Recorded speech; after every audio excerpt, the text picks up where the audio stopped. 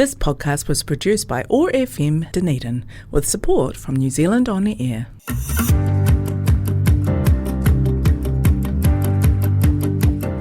Welcome to What's News Dunedin, brought to you by Hazur Kebab, the radio show that spawned from the 22,000 plus strong local loyalty-posted Dunedin What's News Dunedin Facebook group. The group that's been put in the social back in the social media since 2020 with respectful out of debate and a sense of humour.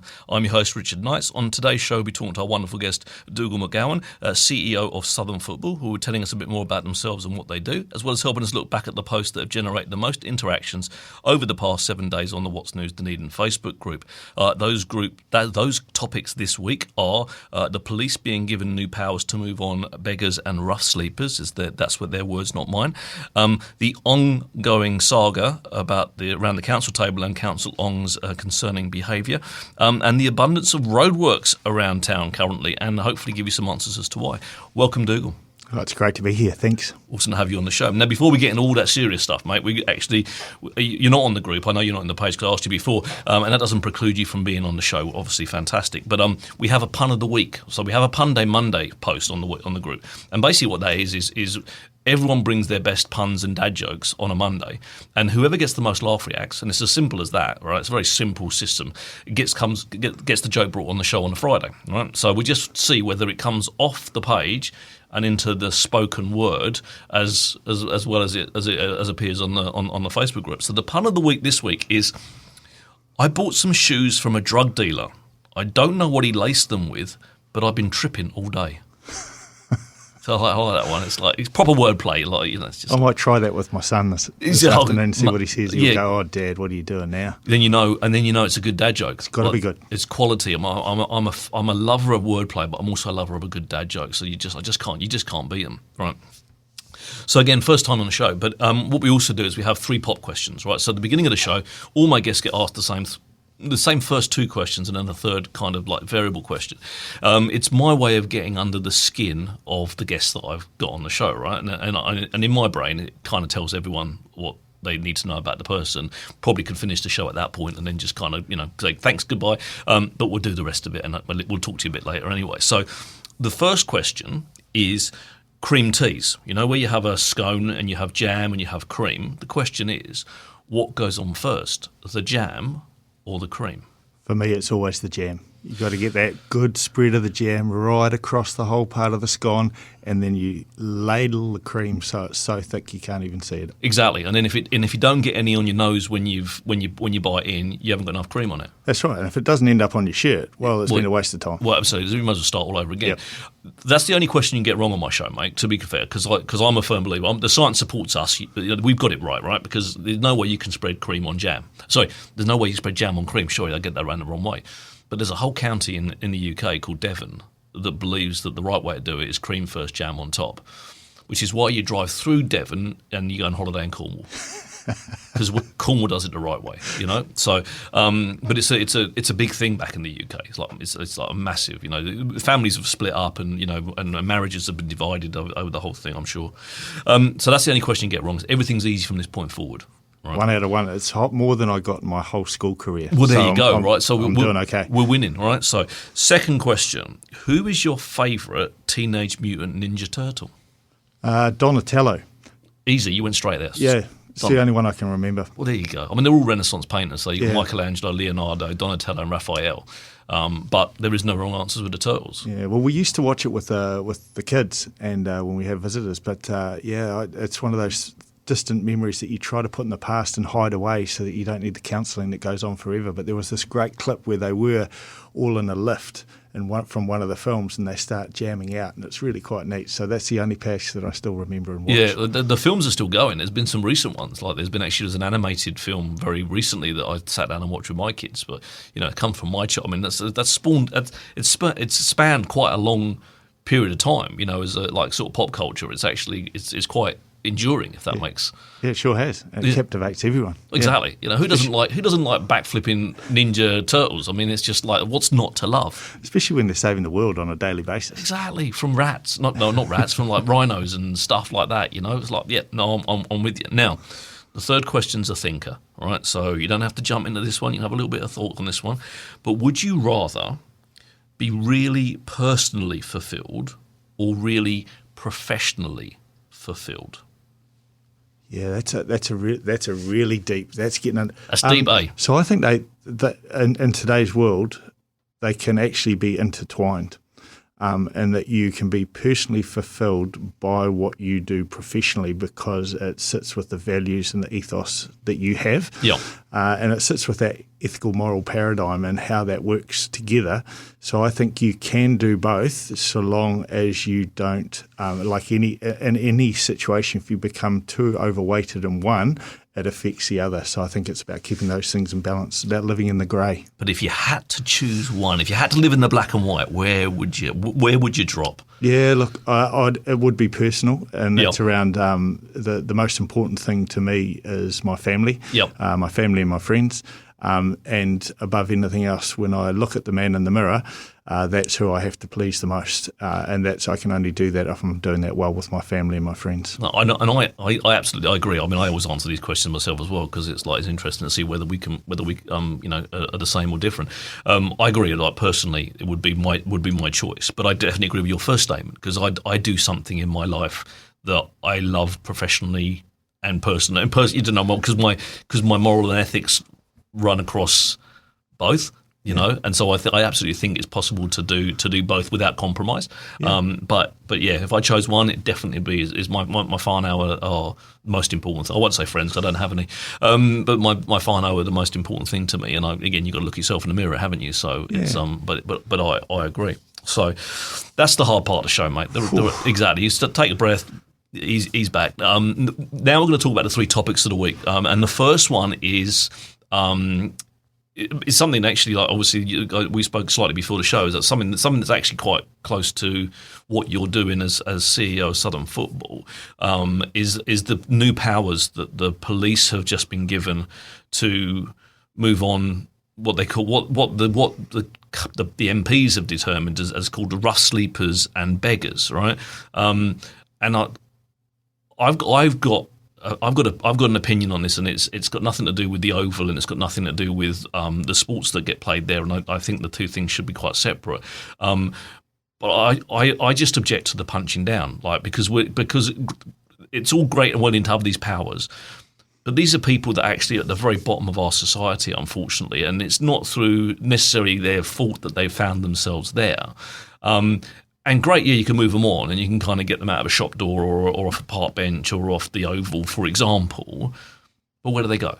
And that's the bit that for me is I'd much rather the attention and the effort was being spent on fixing the root cause so that we didn't have to have powers to move people on, or we didn't have people sleeping in tents around the Oval. We didn't have people needing to live in shop doors and all those kind of things, which are the things that everyone rightfully kind of gets kind of like emotional and angry about, because no one wants a homeless person living in their shop door. They're running a business. There's lots of things that go on with that, and I can understand why people would be upset about that. But if we don't give them somewhere to stay, you're just moving them on to make them another person's problem somewhere else down the line. Does that make sense? Yeah, look, and I couldn't agree more. I mean, what we've got to do is treat the causes of this, and this is so multifaceted that it's not just as simple as moving people on. It's about, yes, for some it is about having a roof over their head, but it's also about a place which belongs to you as well,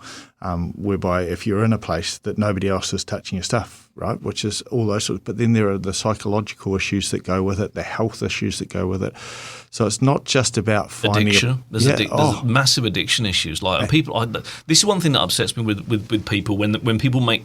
And I get it because it's emotional, right? So you kind of get wound up and then you're making a knee-jerk reaction. But one of the things people always talk about, if they can afford smokes and booze, then they almost have no sympathy for the people. But addiction amongst the most vulnerable is one of the hardest nuts to crack. Genuinely, addiction is what drives people to crime, and it drives people to steal, and it drives people to do things that they wouldn't naturally choose to do, and it's almost like a lack of understanding, of that. It's bigger than that, right? Absolutely, and the trauma that may have caused that addiction. What are those? And that's where it comes to that whole wraparound services. Yes, the housing is one aspect of it, but it's all those support services, the health services, the psychological services, all those things that need to be wrapped around at once. It's not just about having a roof. That's part of it, but trying to get that bigger picture. And that's where we've got to actually work at it from a starting point. I mean, I think back to when I was a kid, and maybe you just didn't notice it, but I didn't notice homelessness back in those days. So what has changed in our society and how we do things and how we look after our people, because our people, as we said before, are the most important thing. How have we ended up in this situation where we're like this? And how do we then wind that back so we can then put interventions in place to try to help all those at most in need? And why do we think that the solution is punitive? That's what why are we, ultimately, someone doesn't move on, they can be fined $2,000, right? That's the new law. But they haven't got $2,000, which means they then becomes a prison sentence, which then puts them with a criminal conviction if they hadn't already got one for the other things that have gone on in their life. And sometimes that's what's taken them to where they've gone. It's a very punitive system that they found themselves in, and now they're getting punished more. I would rather the money that was spent providing that wraparound care, because, like you say, housing's part of it, but actually the wraparound care, to me, is the sort of like the groundwork, the foundations. Because without that, just putting someone in a house, they run away from it because that wasn't what they wanted, because no one understood the situation that they were in, because there's no wraparound care. It needs to start with the wraparound care, and that's funding our health system better. That's funding our mental health, care better. It's funding all those things, funding our addiction services better, rather than kind of going at the other end, sorry, you've been naughty, we're going to punish you further for the space you found yourself in. Yeah, and that's where, as you said before, it's just moving the problem on or trying to hide it somewhere else rather than actually dealing with the issue, which we should be doing as a society, is actually how do we help those at most in need in our communities so that they actually feel that they're part of a community and contribute. We're down at the Oval, the people down there, we got to know each one of them every week. We supported them through food. We got to talk to them every week, and we knew when they were good, we knew when they needed help and support and stuff like that.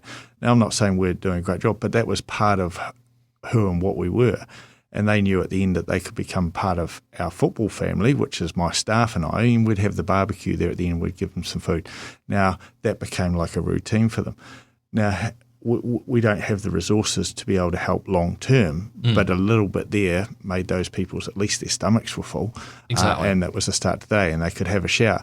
But what we need to do, I believe, is we need to do better as a society and actually look for our most at need. Now, at the moment, the visible ones are these people who are homeless, but we know that there is just as big an issue with those who are now in the retirement age for some of those people where they can't afford to live in today's sort of cost of living crisis, if you want to still call it that, and they're really struggling, but they're doing it behind a closed door. Yeah. So they've got some of those same stresses and stuff like that, maybe some of those issues, but nobody actually knows or looks after them. And I think that's one of the things that we're going to have to look at in the future is, as our population is getting older and higher in that older demographic, how are we going to manage and look after those people so they contribute and continue to be well as well? And it shouldn't fall back to community. We do a very good job as community. One of the things I love about Dunedin and being here is that we have some amazing human beings, and I've had a number of them on the show. Janine and Alicia from the Bedding Bank have come on, have been on the show, and they've talked about the people, and they're very much embedded in that. Janine's someone that actually has little money herself, but she's given everything she's got to these people because she's just a wonderfully warm and kind and compassionate human being, and working off the smell of an oily rag, right?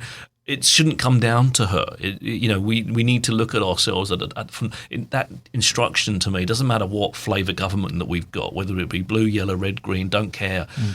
That should be a primary focus, because by doing that, the rest of society benefits, and we don't need. We shouldn't have to rely. We know we've got governments for this year, this government, the government before that knew that if they don't do it, someone at the ground picks it up and finds a way to make it happen because they care. That care should come from the top, right? Because ultimately we then look after our people. Our visible homeless, which we've seen has increased, definitely has increased in the 15 years I've been here. There certainly wasn't anyone parking their tents and living out of tents in the Oval when I came here in 2010.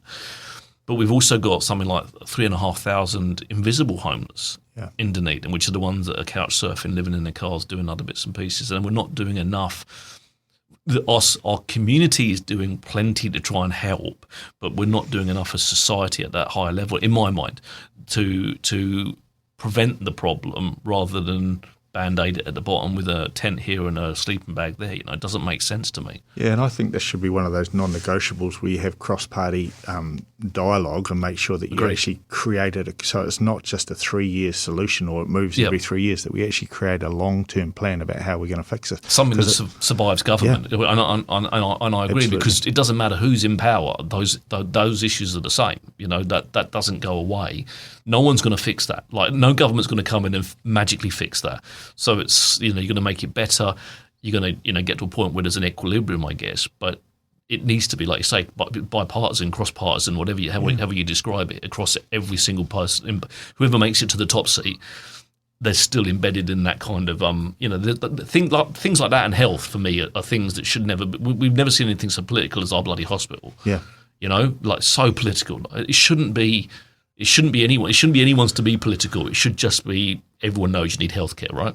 That's right. And it's got to be a collaboration, like on this particular issue. It has to be central government, it has to be local government, and it has to be a health response. It involves all of those. And yes, you're going to have community groups that are going to feed into that, but there has to be that cross-party where they're all on the same page about how we can deal with this and how we actually fund it so that it can be done well. Not just so it's hidden, but so it's done well. Yeah, exactly. And there'll be the occasional person who doesn't want to be in a house, but we need to understand that in order to make sure that what we're providing is suitable for the people. Yep. It's like it's like a council at the moment. They're talking about like an outreach service that the community has asked for, and then they start talking about, well, we might do it we're going to do it in the house. That's what they wanted. That's what community wanted. But then people start talking about, well, how about we get outside providers? And you're kind of going, the community told you. The community said that's what they want. Like, why are you even considering the alternatives in a commercial sense when you've been asked by the people that really are on the ground what needs to be delivered? And we seem to struggle with that, listening to the people that are giving us the answers and then going, I've got a better idea. Yeah, and but I suppose that the key for me is let's get started. Yeah, let's do something. Let's get started. Yeah, right, and because something, right, is going to be better than doing nothing, which is what we're sort of seeing sometimes now, right across the board. Yeah. Good to talk about that. The second topic of the week is the ongoing saga, and I spelt that ONG going saga, around the council table. It's literally been topic of the week for the last 5 weeks on the show, and it's councillor wrong. And I hope you might be listening, because I genuinely, I'm feeling for the guy at the moment. It feels like I'm watching a breakdown in real time. It feels like there's stuff going on that he needs support with, genuinely, because the behaviour that seems to be escalating into stuff that's actually beyond, I don't want to say normal, because what's normal, right? But like when you've got a guy that's literally in the middle of council meetings, he's on Facebook complaining about the mayor and complaining about the CEO, like in real time, when he's supposed to be paid to be sitting at the table, understanding the issues that are going on around the table and voting accordingly. It feels like there needs to be some, and he's in the paper literally every single day. It feels like there almost needs to be some kind of outreach to them to kind of go, hey mate, what's going on? Because this isn't. I'm going to use the word normal again. This isn't standard behaviour. What's happening? It feels very. It feels like a tick. Almost like, to me, it feels like almost like a ticking time bomb. Like something's going to happen, and we're not going to like it. Whilst it's amusing for some people, it's going to turn into something that's actually not quite funny. Yeah, and I haven't kept massively up to date with this topic myself, but one of the things that you tend to try to do when you find somebody who's coming into a new position, so let's say it's in a job or whatever it is, there's a really long induction process, which I'm sure he went through, but then how do we create a mentorship or a guardian that helps them with some of that stuff along the way? And I'm sure they must be doing that behind the scenes, or I'd be hoping they would be. But like any good employment place, you hope that they've got the wellbeing systems in there to support, and that there is that for them. But as I say, I haven't read deeply enough about it. But the things I have seen are concerning when somebody comes out with tape on their mouth and those sorts of exactly. things. And then when they're not being paid to be performative, they're actually being paid to do a job. The thing for me that I'm aware of is that they haven't been to most of the inductions. So, and being a public elected representative, you're not employed by someone. You're not actually, the DCC don't employ you. In fact, they employ, as a council, they employ one person, which is the CEO. And the CEO employs everyone else that works for the DCC. But all the councillors aren't actually an employee. Which makes it harder again. Like, you know what I'm saying? I'm not trying to explain it to you as if you didn't know, because I'm sure you do. But it's like, where do those services necessarily come from if they need it? But I do know he's chosen not to attend a lot of the induction stuff, which is probably a failing on his part. But there's no, if he was an employee, it could be, you know, if you were his boss, you could kind of go, no, we're going to go do that again. You've got to go, you know. But we don't have any powers on that. There's no real there's no ability to kind of force anyone to do anything when they're elected. Yeah, so there are a couple of things. They do get remunerated for their services, but not as such as employees. But there is when they get inducted and when they go for their first, they pledge or they do an oath or they do something there at the start, because you see it, and that's about representing and doing things and doing them in the right. So there are rules and regulations around how they can do things or should do things, and they need to be adhered to. Like we all have to. But what it seems to me is that at this stage, from what we see, is he aware of all of those and what support's he getting into it, about how that makes things work efficiently? Because at the moment, what we're getting is, unfortunately, we getting distraction and noise rather than action to get things moved and done. Yep. And that's what we need as a city at this time. There's important things. There's important things to be done, and local government and government turns slow enough naturally without that kind of noise and distraction. And as you were talking, I was thinking noise, and then you said it, because it is. It's not the core business of what's supposed to be happening, and it's just a complete distraction, and people are getting sidelined by that. And when they actually should be concentrating on the fact that there's a water bylaw that people need to be making sure they understand and they need to be submitting on, and there's stuff going on that requires people's attention and people's input, but we're kind of getting pulled aside by that distraction. Yeah, and there's really important work that needs to be done. Time of tremendous change. Tremendous costs, and we need to be focusing on those core things. There's a lot of consultations happening at the moment. It's how do we understand what they all mean, and we need to make sure that we're in the right place to do it. This isn't about personal agendas. This should be about what's best for the city and what's best for the people in the city to be able to make things happen. And I think we're slightly moving away from that because we're having to deal with these other issues, which are a distraction for both the councillors at the time, but also the staff afterwards. Yes. I feel sorry for the staff having to be kind of sandwiched in the middle of that. And moving on to what is the third topic of the week, which is actually another story that came up about the abundance of roadworks, which is obviously sits very much with council. And if you are travelling around our beautiful city, you will see there are a lot of road cones about. Now, one of the messages that came out of the last election, which is only October, we've now got a by-election, I'm standing in that, so I don't want to talk politics, is that people want to concentrate on an infrastructure. People are saying, we want to concentrate on the roads, the water, the pipes, those bits and pieces. But then everyone gets upset when you start to concentrate on the roads, the pipes, and other bits and pieces, because suddenly there is an abundance of road codes. Yeah. So suddenly we're in a situation where we've demanded that that's what they do. Summer is the best time to do it. Not that we've really had a summer. I mean, that's a complete show on its own, that one, this year. But because of the time it takes to cure tile seal and all that kind of stuff. And so now we have this bit, and then also running towards that time of year where they're making sure that we catch up any sort of underspend on budgets and stuff that the council got to make sure we're meeting our requirements. And that's why you're seeing more road cones. So it's kind of like, it's like, people want it, but then when they got it, they're kind of making noise about it. But it's the annual cycle. Yeah, but it's not just I think what we need to remember as well, yes, we see the road cones and we think it's roadworks, but it's not just roadworks. It could be lines works that Aurora is doing. We know that down some of the main streets in different parts, they're laying very large cables at the moment for large-scale electricity supply, and we all know that we all want electricity every day. So that's work that I think KB Road's got some of that going on at the moment. Absolutely. I think there's some in Bell McEwen Road as well. But, we talk about roadworks, but it's actually a whole plethora of different things. It could be piping, it could be electricity, it could be poles, it could be the road itself, and stuff like that. So there's a whole lot of different reasons why that is happening, and that's all that infrastructure we know we need to do to make sure that we keep those living standards up that we want, and also to be able to keep the city running in the way we need to into the future. But it does get frustrating at times when you've got a detour from a detour that leads you to a detour that gets you over the other side of town. And it's always Murphy's Law, Sod's Law, that happens at the time that you are pushed for time. Because I did. I went out. I left the office the other day, and I needed to get to Saddle Hill. And I thought, and I watched. I was looking down Andy Bay Road, thinking, I'm not going that way because it's always busy. So I took a left down Bayview Road, and the first thing I saw, they'd shut the road completely and were sending you either way. You had a choice. I could have gone left or right, and I was like, now what I'm doing, so because I'm thinking I'll be smart, I'll go around that way. But again, I appreciate the fact they're fixing something that requires immediate attention. But it's always at the moment, not when you've got loads of time and you kind of go, it doesn't matter if I get home today or tomorrow. It's when you've literally got, and that's when that frustration comes out.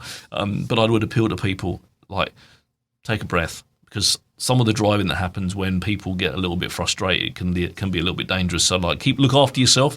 Make sure you get home, because that's the important part of it. There's nothing worse than getting into a bloody fender bender because you got frustrated in traffic. But equally, the people who are working on those sites, they need to be safe as well. Do. And so though we find it frustrating, and that, let's give them a wave and a smile, because they're doing work that some of us would never do. Yeah, exactly. Especially when you're dealing with some of the drains and the pipes and the sewage stuff. They're doing some amazing work there, and we need to thank them for what they're doing. Well, we were talking before about where I was before in jobs, and I used to work for AWF and do recruitment and put people out on temporary assignments and stuff. And some of the stuff that those guys did was the stuff that nobody wanted. Yeah. And quite often that was roadside. Quite often that was high vis, standing in the rain, standing in the muck, dealing with all that kind of stuff that actually, like, we kind of rely on. But I don't think sometimes we're thankful enough to the people that have made it happen for us. We actually can be quite critical, in fact, that they didn't do it right and they had to do it a second time and those kind of things. But actually, that's some tough work out there by some people that are putting in. We had guys working 14-hour days. It's like. Yeah, and they're trying to do it at night time, so they just don't have as much disruption on traffic and people as they can. All those sorts of things. So that's affecting potentially their family lives as well, and their work. So we just need to be a wee bit appreciative at times. I think so. Right. Well, we're going to talk about you, Dougal, and your new role as CEO. That won't take long. No, well, mate, we've got half an hour, so we'll have to pad it out somehow. But before we do, we're going to have a quick word from our wonderful sponsor.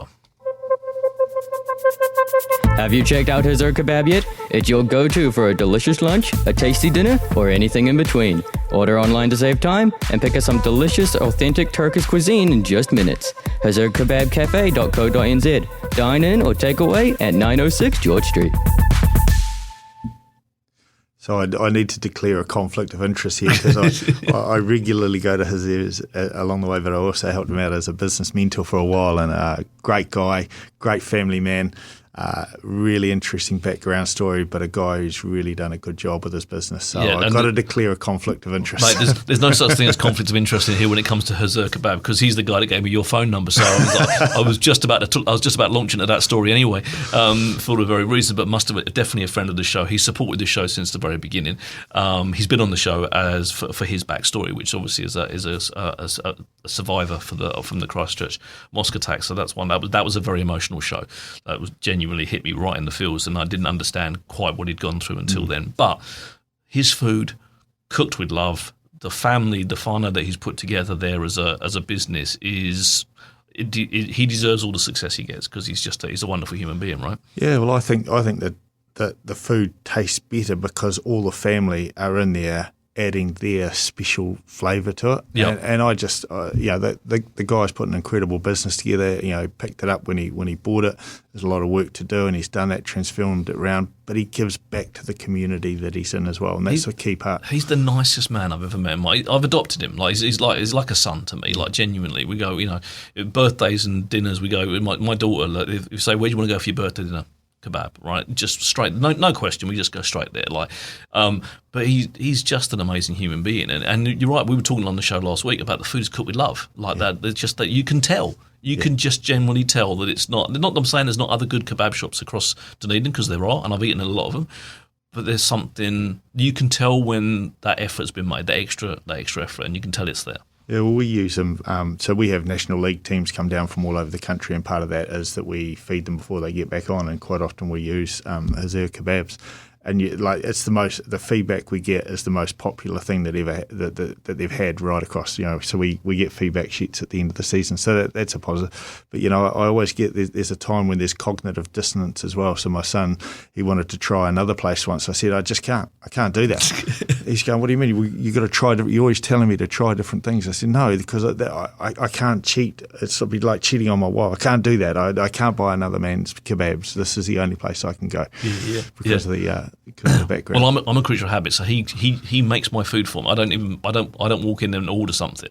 I just say to him, you give me what you want, and he gives me something different every time, because otherwise I would have the same thing, because I'm that kind of creature of habit. I would have the same thing every time. I know I love it, but he's yet to serve me anything that I kind of went, that's not as good as the last stuff. Literally, genuinely, it's just all of it's good, and I've literally eaten everything off the menu, and we're going back around a second or a third time, So anyway, let's talk about you. I know you from way back when in my previous roles at Canon and strategic software and other places where I worked as CEO of the Otago Chamber of Commerce. But now, different hat, very different attire. Obviously, people can't see on rail. I mean, I used to see Dougal in a suit. Dougal's here in his tracksuit top, his pair of shorts, as laid back as a CEO can get. Tell me a little bit about how maybe a bit about how you got to Chamber of Commerce, but again how you sort of transferred into where you are now and what you're doing currently. Yeah, look, it's an interesting story, and when you're back in school, people say to you, "What do you want to do with your life?" Well, I still don't know, and I sort of line that up with I ran away from Auckland to come down here to university to play football and go to phys ed school, so. I'm a phys ed. I became a phys ed teacher at John McGlashan College in Science, became assistant principal there. So I'm part of the education system, deputy rector at Otago Boys, and then people say, how did you end up being CEO of a Chamber of Commerce when you're a phys ed teacher? Well, it's about the people skills, hopefully, is what they're looking for. And so we were part of that community, which was an amazing community for a long period of time. Met some amazing people, did some amazing things for the community along with other partners. And then that merged, and the merger went on, so I became an economic development manager at the council with a portfolio of some international schooling and stuff like that. And then out of that, it's because I'd always been involved in the governance of football. I was chair of New Zealand Secondary Schools Football. I was on the board of New Zealand Football for a long period of time. I want to clear up something before we move on. When we talk about football, we're actually talking about the real game with the round ball, right? Because a lot of people talk about football. That's one of the things that confuse me in this country. A lot of people come from the UK, the ball was the wrong shape. So when we're talking about football, everyone, we're not talking about that egg-shaped ball that people love so much around here. We're talking about the round one. The beautiful game. The beautiful game. Exactly. Yep. Yeah. So I've always been really heavily involved in that. I played National League for a number of years, played for a long time, but had been away for about 5 years. And then, I got a phone call saying, would you consider coming along and having a conversation about the job? And I went, yeah, let's have a conversation. And, obviously they liked what they heard, and we're there now. We've got an amazing team of people. We've got about 24,000 participants in our game. So our area goes from Geraldine to Bluff and into Queenstown and Wanaka. We've got about 24,000 people participate in the game. That's in the formal side of the game. So let's break that back down a little bit. That's 24,000 people in a populace of what? We're talking maybe a couple of 100,000? There or thereabouts? It's a little bit bigger when you take in from that Geraldine. It's about 410,000. Okay. But when you take out 0 to 5-year-olds or 0 to 4-year-olds, because they don't play the game, and 60 plus, there are very few that play the game. We're probably talking about 300,000 people in that area. But then 25,000 of that, when you consider it, for many it's the wrong shaped ball, then that's a pretty. I didn't realise. I played back in the UK. We went through Sunday League and stuff like that. So I was a goalkeeper because I'm lazy, and then I started hurting myself more often every Sunday than I was. And then work was getting difficult, right? Because I'm crawling around with bloody cuts and bruises. It wasn't the best of looks. So I kind of gave up in my mid-20s. But I always loved it. It was fantastic. So and obviously much more popular over there. But looking at those numbers, that's pretty. That's pretty encouraging. Yeah, well, we've got a variety of different formats as well. So we've got our traditional winter football that happens for the 18-week season, but then we've got multiple seasons of futsal. So we've got futsal for adults on a Monday night. Most of it's mixed, but there are some men's only and some kids stuff on the Monday. But there's 4 seasons of that for the adults. We've got summer football happening in Invercargill. We've got all sorts of different varieties of it. How do you know when it's summer or winter in Invercargill? I've got no idea. When it's cold or really cold. That's when you know. Okay, so cold summer, really cold is winter. Yeah. I'm only playing Invercargill. I love you muchly. But okay, so there's plenty going on. So there is. So what is a CEO's role in all of that? Because a lot of us hear CEO and just kind of go, that's the bloke at the top doing all the pointing, But what do you do? What does your day look like? Because obviously you're here on the radio for a start. Yeah, look, I'm probably not your traditional CEO, as you can see by what I'm wearing. We do a lot of walking meetings and stuff like that. But part of my role is I like to try to help the people that are around me to be the best version of them they can be, so that they're present in their daily lives, but they're also present in their personal lives and professional lives. And that's really important in the fact that if we can make sure that they're enjoying what they're doing, they get up and they have a passion. So there's that part about the team. So that's a constant work on that we do, and that's set around our values and what we believe in, and that then dictates the type of behaviours we exhibit as a group.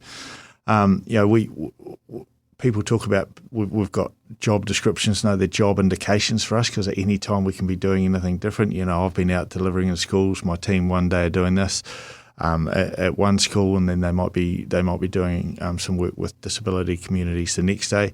On Sunday here we've got a day at the stadium, and I'll be cooking sausages for 3.5 hours on a barbecue. Proper CEO work. Yeah, proper CEO work. But you get to talk to your people and be with your people, and we walk around and we do things, and I'll referee on a Monday night and referee on Saturdays if I needed, or at the Masters games that we just had. So a little bit different, but a big part of it is making sure that the governance structures are well embedded, but also that we can continue to be financially viable, so we can deliver what we say we're going to deliver in the most cost-effective way that we possibly can for our communities. It depends what age group you go on, but the board's been really good in the last 2 years, where they've absorbed some of the costs that have been put on the game, like rises and field costs here in Dunedin and other things like that people have heard me go on about. But they're doing it so that they can keep it accessible. And we've got another really good business in town that any kids who can't afford to play, they support those kids to be able to get in. So a whole variety. No day looks the same. There's always those bits around finances and grant applications. We've got amazing grant supporters here. We've got some really cool sponsors that understand what we're trying to achieve. So every day is different, quite varied. But every day I get up and go, hey, what can we do today that might be a little bit different, that can add a bit of value that we can do, or how can we get somebody else playing the game? We've got 211 registered for Sunday. It's a free event. Come along, have a go at football, see what it's like in the stadium. Is that for kids? For that younger age? So just come along. So we've got 3 different age groups, but just come along if you're available. It's free to come in. We'll have the sausage sizzle. I'll be there with the pinny on, cooking those up. But you can get me anywhere with the promise of food. I'm doing a charity auction next week, and they've just said that all they had to do was say, they didn't tell me, they just said there's going to be some food next Friday. I'm like, where do I sign up? And then they said, oh, by the way, we'd like you to do the charity auctions. Oh, yeah, okay. Yeah, well, I'm already there for the food. Well, every kid that comes and takes part, they get a football as well, so they can take a football home. So, come along and enjoy it. It's just a nice community day. So, really interesting part of where we've been post that COVID, which was a major disruptor for us. But, football doesn't actually sit in the top 2 lines of our strategic plan and our mission and vision. It's about creating a community, and we're doing that through football, because we lost that community. We lost being together. We lost being in the same spaces. We lost what it was like to behave in some of those situations. Well, team sports got smashed, didn't it, through that COVID period? We didn't even want to be with each other for fear of passing on bugs and stuff, and let alone doing that to someone else to take home to their sick granddad, or it was already poorly or whatever. So we lost a huge our community changed. My online community started during COVID. Like 2020 is when I set up the What's News Dunedin Facebook group, and it's like 23,000 people now. That journey started from who am I going to talk to if I can't go and talk to the person next door, that kind of stuff. But it did. The community changed during that period of time, and we've been not fighting, but we've been going through a process of bringing that back to what it was. Absolutely, and that's the core to what we're trying to do, is get communities back outside together, getting some physical activity, because there's a social side to it, there's the physical side to it. Both of those are really important to our well-being, but just connecting with other people, and for some of those young kids, they face a tremendous amount of time and uncertainty and all that sort of stuff, and this is a way in which they can be with other people and actually have a smile on their face and a big bit of enjoyment. It's great to see. Yeah, and I guess I played a lot of team sport in my time, but if you haven't played team sport, it's very difficult to try and explain to someone what they're missing out on. Not necessarily the sport, like it could be any sport, but like that team thing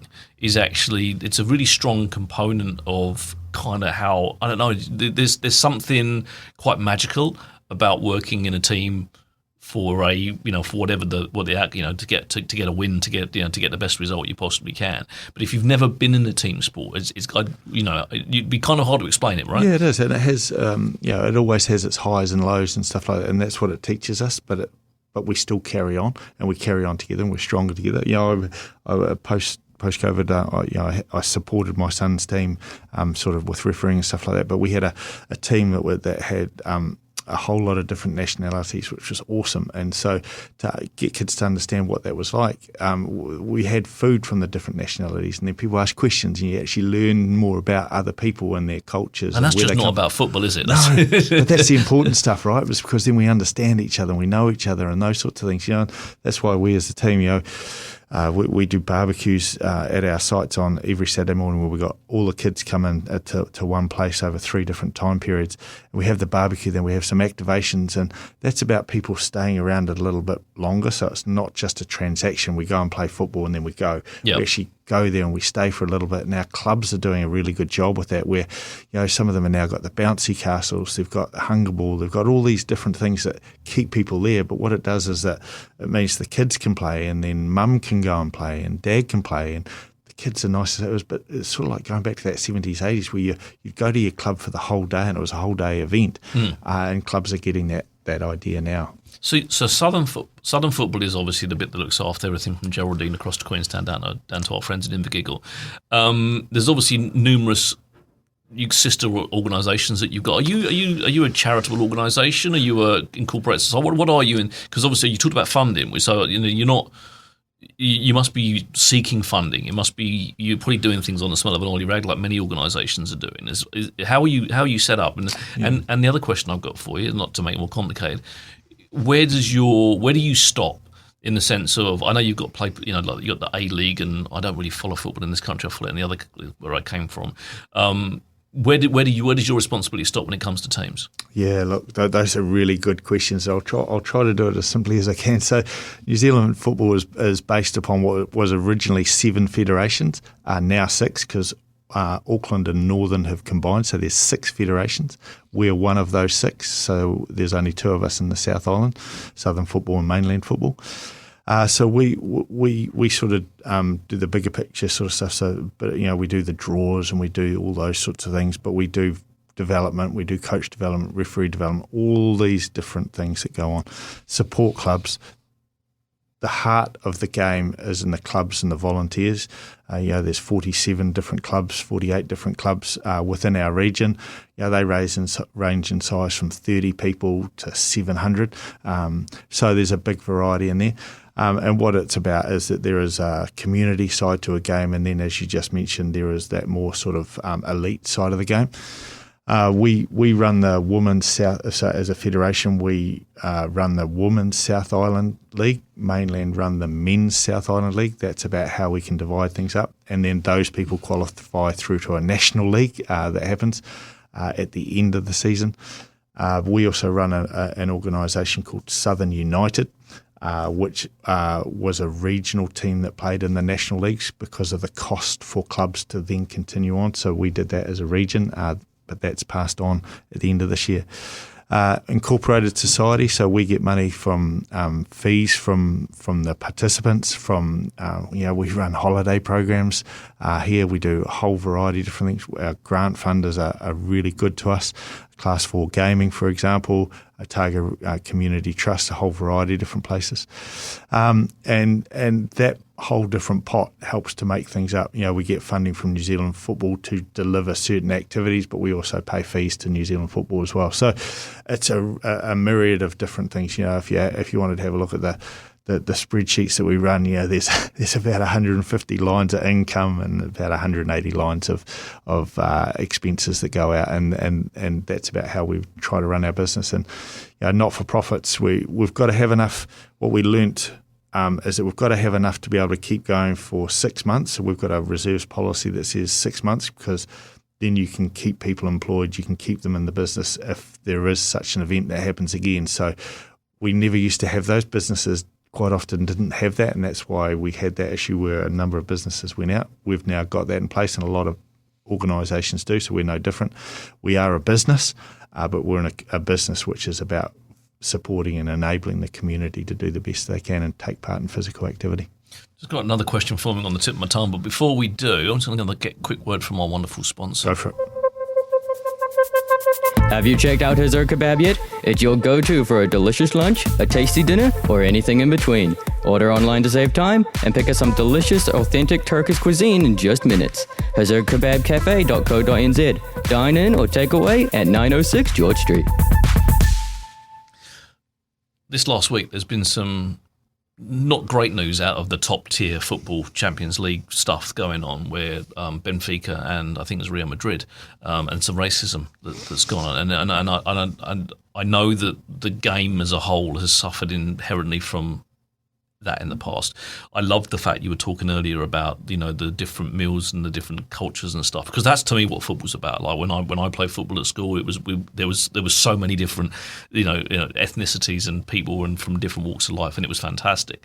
It saddens me that we've had a very recent episode of a player on the pitch allegedly making like racist comments to a person of colour who scored a goal and celebrated, and then the manager has come on and made it even worse. Like Mourinho has kind of sort of said, well, he shouldn't have celebrated like that. It's almost like you're to blame for a racist comment. Do we at your level see much in the way of that kind of behaviour in the game, and what are you and if so, what are you doing with it? Because I think it's really important for people to know that obviously you care about community because of all the things you said to this point. Yeah, look, unfortunately, you do get at different times events that happen. Now, most of our disciplinary stuff is more to do with abuse of referees or abuse of others or people getting sent off. Every now and again, you get an event that may be may have a racial slur. We deal very strongly with that. We try to as the best when we know about it. Half of the time, though, we wouldn't know about it, but what we've got now is an anonymous online, so it doesn't have to be at the time. So we've got an integrity page, and you can do it anonymously online, and you can do it on behalf of other people, and that's to try to stop and stomp out this stuff within the game, because unfortunately it just takes one person to do something silly, and it can affect multiple people's lives, and we don't want that. No, right. and the focus about football has been all about that for the last week. Like, they're not talking about, I can't remember what the score was. Like, genuinely, it's actually overshadows what is the beautiful game, and that's one of those things. Now, the other thing I want to talk to you about was the FIFA Women's World Cup that was here.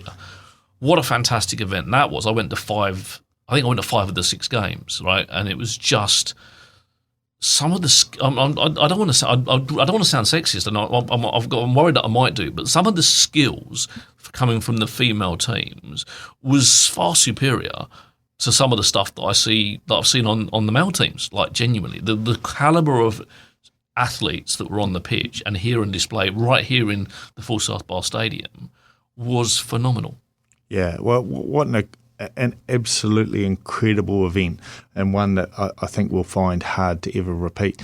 And some little known facts that people had. So of all of those games throughout Australia and New Zealand, Dunedin had the highest per capita attendance rates of any venue. Wow. Right? So that's a massive big tick to our community that says, when something comes here, let's get behind it. But we were really lucky. We had teams that came and stayed here and actually really engaged with our community over a long period of time. I saw some of that in the press at the time, because that's now, how many years ago is that now? It's already a couple of 3 years back, right? Yeah, it was. Yeah, but the other amazing opportunity was that it gave people throughout our community a chance to volunteer or be part of an event, which is, it's number 4, number 6 of events throughout the world in size. And they got that experience to be able to do that. We had hundreds of kids that were ball kids and flag bearers and all that sort of stuff, and they still talk about it today. But there's also the legacy of what it left behind with the work with the council did around facilities. We've got lights in more places. We've got gender neutral changing facilities. So, it started that process. And what it does is that starts the conversation of how do we get to the next level so all of our changing rooms can be at that level, and how do we get that in place? But an incredible event to be able to have here in New Zealand. Admittedly, it was in our winter, but so cool when you saw it at the stadium, because the weather conditions didn't play a part in it at all, and you had a whole variety. And where there was this massive juxtaposition was, you had the White Ferns playing the week before the All Blacks, and the difference in the crowds and what they were like, and the family environment versus what some people saw of the second one was a large amount of alcohol being drunk. Whereas on the football ones, it wasn't a big part of what it was. No. So there was quite different, but pretty cool. It did drive some of the female participation for a period of time. There's a couple of new programs that are in place. There's still a lot of work to do. So we've got 24% of our playing population is female, so still it's increasing. Yep. But it's also about how do we not only just engage with girls and women, but also how do we then engage with our different ethnicities and nationalities, and then how do we keep them in the game? And that's about making sure we've got good community structures that sit around it, and they're having fun. That's the key. And not just keep them in the game physically, but keeping them in the game refereeing and being involved and standing at the barbecue and all those kind of things that need to happen as well. Absolutely, and they become great club people, because clubs really need lots of good people coming in to help them out to do this, because it's the requirements that are needed for a club to run now. They're facing all sorts of cost pressures and stuff like that, and they've got to try to manage that stuff of how much can we charge, but it puts people off. And it's an interesting ecosystem that sits within there where you want lots of people to play. But it's a conversation New Zealand has to have about the cost of sport and what we're willing to pay. Overseas in different places, they'll play a sport and it's $2,500. Now we don't want it to be that, because we want everybody to be able to have that opportunity. Yep. But in some of our regions, they're paying $1.80 a week to play a game. Right. That's pretty cool. You try to do ballet or try to do swimming or something like that. For that kind of money, you really couldn't. So I've got to cut. We're going to run out of time because I told you that we would. But first question, quick question: who's your team? So long story short, telling it short. 1977 started supporting Manchester United. A guy played up front called Joe Jordan, had no teeth. Yep, fantastic footballer. Couldn't play with his feet, but man, could he head the ball. Played for Scotland, played in the days with Stevie Coppell and the Grenell brothers out wide. We were perennial seconds or thirds or FA Cup winners, but never won anything as far as the league went. But they've always been my team, and it's been through some good and bad times, I tell you. Spurs, always bad times. No good times, especially right now. That's me. So when I lived in London, the guy who taught next to me in the school, he was a Spurs supporter. He had season tickets, but his son was over here on an OE, so he gave us the season tickets. So my wife and I went to Spurs. First game, she saw a 6-0. They won 6-0. Second one, 3-0. And then I took her to Craven Cottage for Fulham, and she saw a 0-0 thriller. I do love a 0-0 thriller. That's the only game. Apart from cricket, it's about the only game you can play like crazy, fill out that length of time and end up being a draw, right? Again, this is a quick question. I don't know if there's a quick answer, but referees, abuse, right? We see so much of it in football. We see none of it in rugby. Why? Well, especially when we're teaching it at young, especially when we're bringing these kids up from like, from young people. Why? There seems to be so much respect for referees in rugby, but there almost seems to be none in football. And do you see that at grassroots as well? Yeah, you do. And it's that cultural piece, right, where it's seen to be because they see it on TV and football, and it's seen to be okay when it's not okay. I've refereed myself, and one of them, the opposition team said they didn't have anyone who could referee, and I said, okay, well, I'm happy to do it. Well, within 1 minute, the one person was screaming at me, you missed it, you've been doing it all day, ref. And it's like, we're only 1 minute in. It's a cultural thing that really needs to be addressed. There's a lot of work happening at national and local levels to try to support that.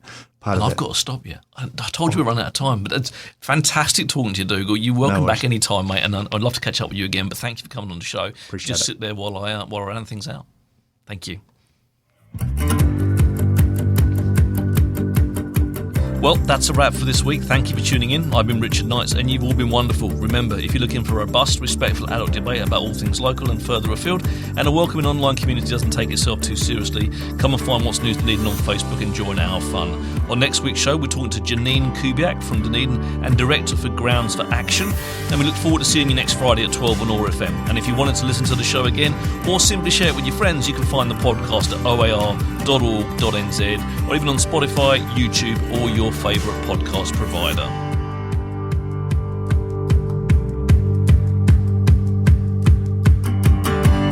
This podcast was produced by OAR FM Dunedin with support from New Zealand On the Air.